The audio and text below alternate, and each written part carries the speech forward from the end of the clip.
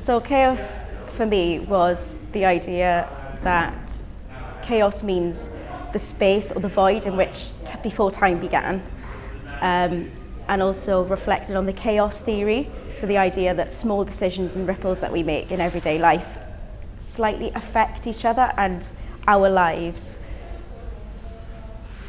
have a knock-on effect, like a domino effect. And the way I interpret any of my projects is that they have quite a heavy theological approach, and that's how I approach all my subjects. So I kind of conditioned this to thinking, how can that translate in theology?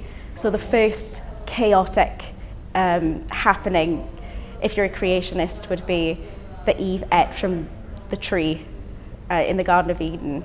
That shouldn't have happened, but if you believe in that, then if that hadn't have happened, then we wouldn't have society, we wouldn't have mankind as we know it now, and you wouldn't have a faith, you wouldn't have a following that you do. I kind of came to the conclusion that chaos sets up the boundaries in which we live our lives. So without chaos, we can't really survive. And there was a quote by a jewellery maker, which you mentioned in the presentation, and she said, I think of chaos as both a poison and a fertiliser.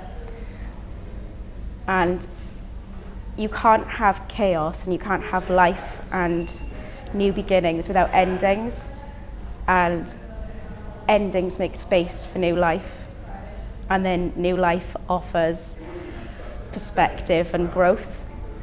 So for me, chaos is a series of finite lives and reoccurrences that make up an infinite measure of time. Is that our lives repeat each other and new things grow from that, which creates chaos, and chaos creates those conditions. So for the exhibition, I've done 2 videos. I kind of want to convey a feeling, and there's no sound, it's a visual experience. I like to provoke feeling and thought in my work.